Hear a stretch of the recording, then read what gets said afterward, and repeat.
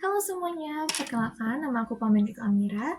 Jadi di sini aku mau jelasin nih tentang peran media penyiaran dalam pendidikan dan penanganan krisis.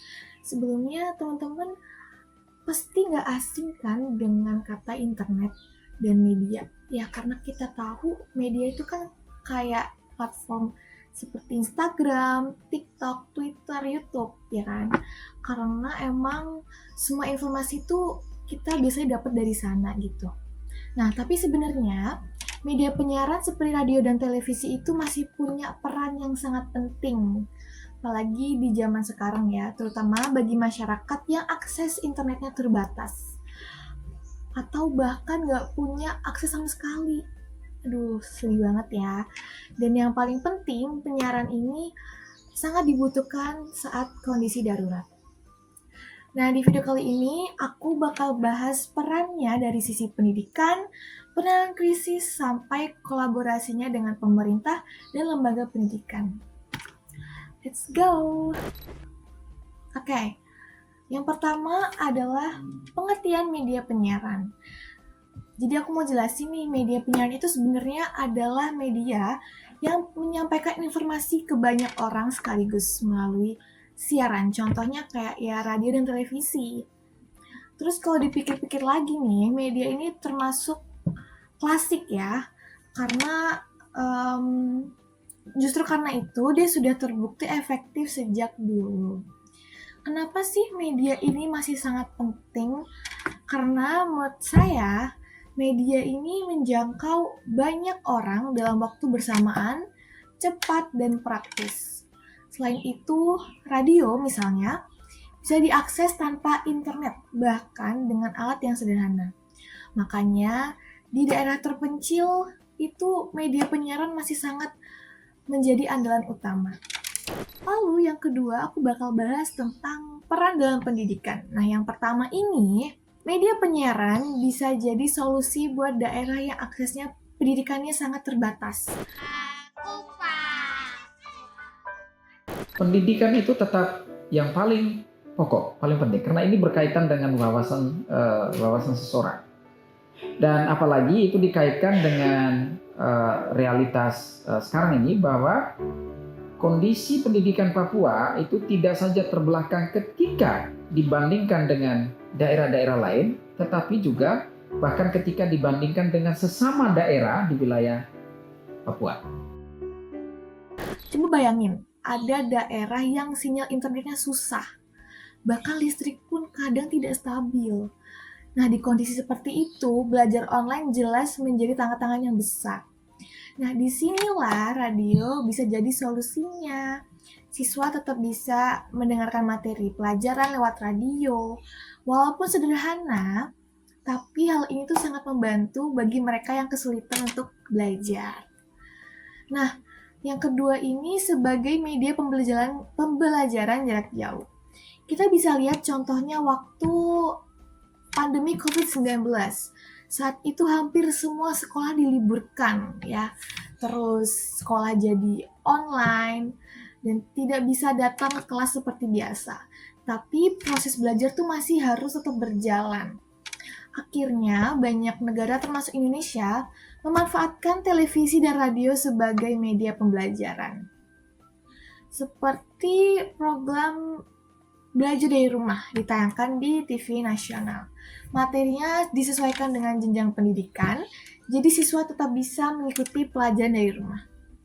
Hal ini menunjukkan bahwa media penyiaran bisa jadi solusi alternatif saat kondisi tidak memungkinkan untuk belajar secara langsung. Yang ketiga adalah sebagai media edukasi untuk masyarakat luas.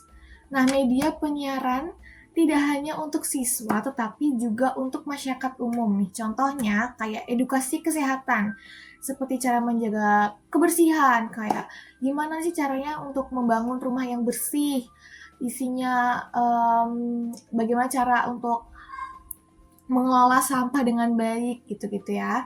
Lalu yang selanjutnya ada edukasi lingkungan, seperti pentingnya menjaga alam kayak buang sampah sembarangan, tidak membuang sampah sembarangan maksudnya. Terus bagaimana cara kita memilah sampah dengan baik gitu. Selanjutnya yang terakhir adalah edukasi sosial seperti toleransi dan juga kehidupan bermasyarakat. Jadi peran media penyiaran di sini tuh bukan hanya sebagai penyampai informasi, tetapi juga sebagai sarana pembelajaran sepanjang hayat.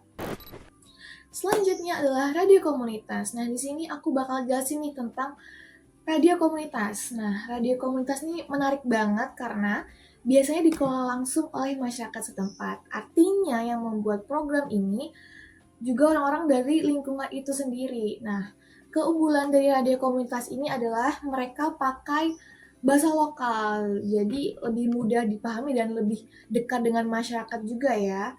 Selain itu juga isi siarannya disesuaikan dengan kebutuhan masyarakat. Misalnya, di daerah pertanian nih, masyarakat itu cenderung membutuhkan bagaimana sih caranya kita bertani gitu. Lalu ada di daerah pesisir, bagaimana cara tentang mengelola perikanan gitu. Atau tentang kesehatan dan pendidikan dasar lainnya gitu ya. Bahkan ada juga radio komunitas yang mengadakan program belajar membaca dan menulis untuk masyarakat. Nah, karena pendekatannya langsung ke masyarakat, jadi radio komunitas ini dibilang cukup efektif ya, terutama di daerah yang cukup jauh dari akses pendidikan formal. Lalu selanjutnya aku bakal bahas peran dalam penanganan krisis. Sekarang kita masuk ke media penyiaran dalam penanganan krisis.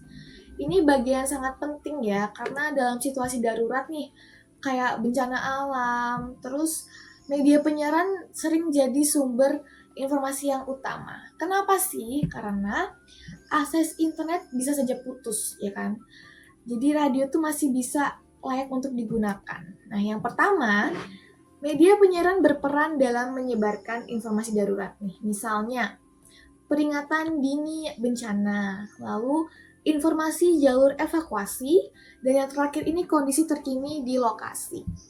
Nah, informasi ini sangat penting karena bisa menyelamatkan banyak orang. Yang kedua, sebagai media edukasi mitigasi bencana. Mitigasi itu artinya upaya untuk mengurangi resiko bencana. Nah, lewat siaran ini masyarakat bisa belajar apa yang dilakukan saat ada gempa atau misalnya saat ada banjir, tanah longsor dan sebagainya.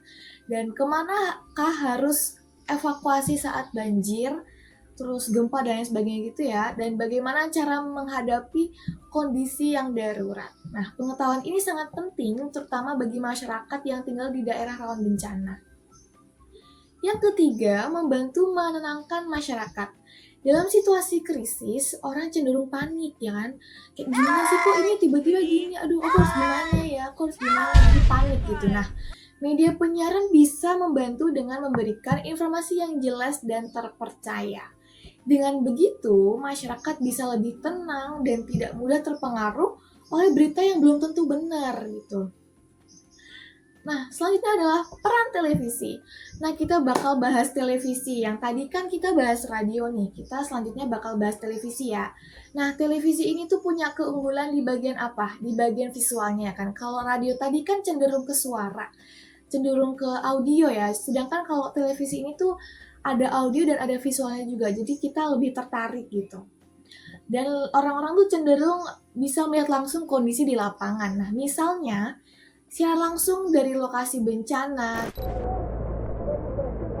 Jembatan Gunung Nago ini menjadi salah satu infrastruktur yang jembatan ambruk dikarenakan Gunung debit Nago air ini, Sungai Gunung Nago yang di sangat segi- deras. di Data sekitar BPBD waktu menyebutkan bencana hidrometeorologi 6.30 tersebar di dan Padang. akses ke kampus Universitas Andalas roboh setelah dihantam air bah yang membawa pohon-pohon berukuran besar.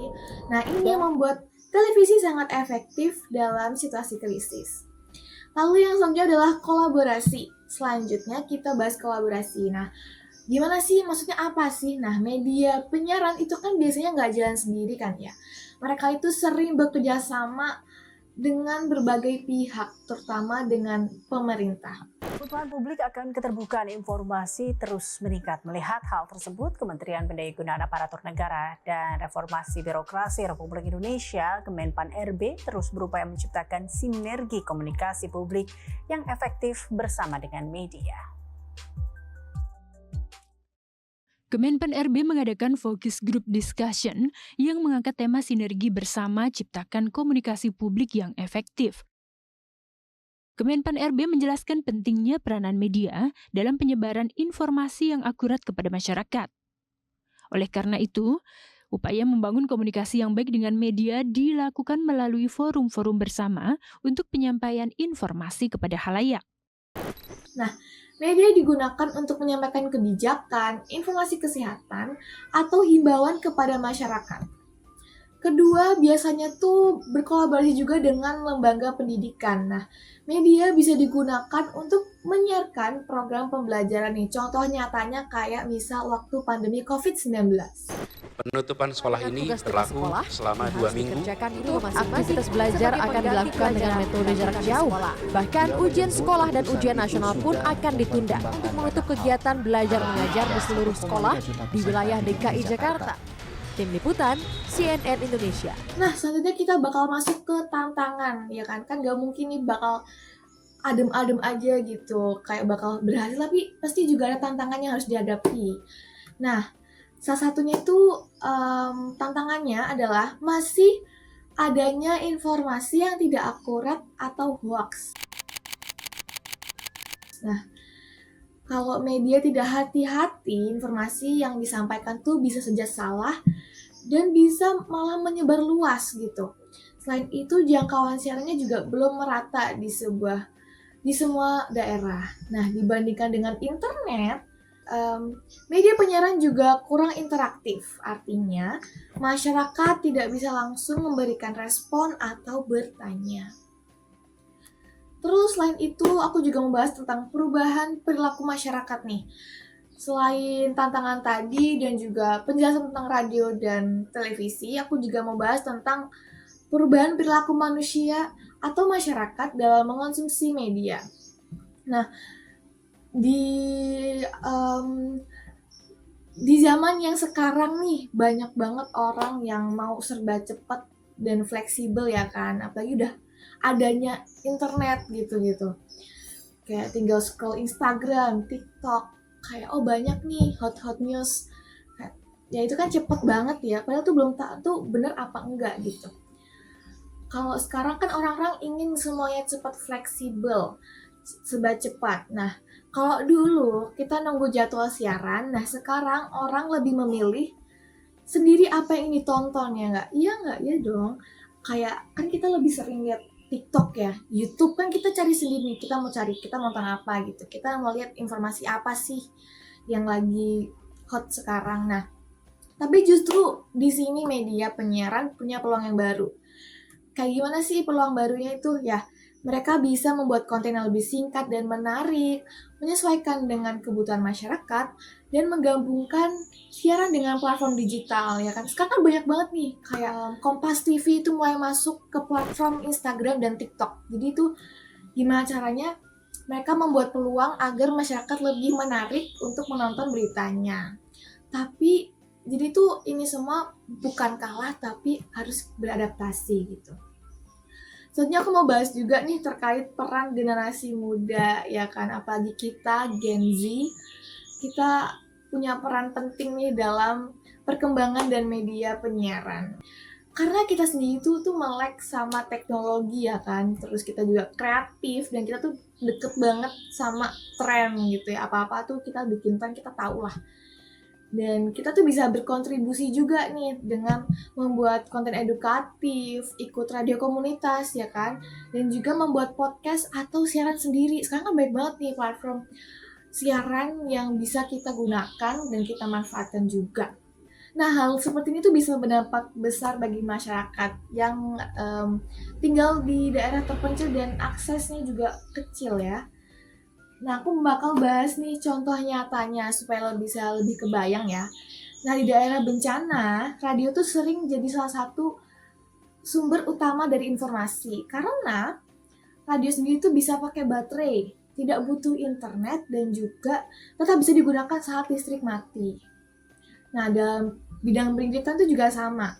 Anak-anak tetap bisa belajar lewat TV atau radio, dan ini membuktikan bahwa media penyiaran benar-benar masih relevan gitu. Selanjutnya aku mau bahas masa depan media penyiaran. Nah, kalau kita lihat ke depan nih, media penyiaran itu tidak akan hilang tapi akan berkembang ya kan. Jadi kayak misalnya lebih digital, terus lebih dekat dengan masyarakat, lebih dekat dengan anak zaman sekarang, lebih interaktif juga dan lebih terintegrasi. Contohnya tuh kayak radio online, terus kayak TV on demand, dan siaran yang bisa dikomentari. Selanjutnya aku mau bahas tentang literasi media. Terakhir ini penting banget ya untuk soal literasi media karena masyarakat tuh harus bisa memilah informasi mana yang benar mana yang salah, jadi jangan langsung ditelan mentah-mentah. Terus tidak mudah percaya hoax dan menggunakan media dengan baik. Nah, media penyiaran itu punya peran yang penting untuk memberikan informasi yang akurat dan terpercaya. Sebagai penutup, aku mau menyimpulkan nih bahwa media penyiaran itu masih punya peran sangat penting, baik dalam pendidikan maupun dalam penanganan krisis, kayak bencana alam, gempa, dan lain sebagainya. Walaupun sekarang zamannya digital, radio dan televisi tetap jadi media yang dapat diandalkan, terutama dalam kondisi tertentu tadi ya, seperti daerah terpencil atau situasi darurat. Jadi, kedepannya media penyiaran tetap perlu dikembangkan supaya bisa terus memberikan masyarakat manfaat. Mungkin itu aja yang bisa aku sampaikan. Terima kasih telah menyimak video yang telah aku sampaikan. Bye-bye!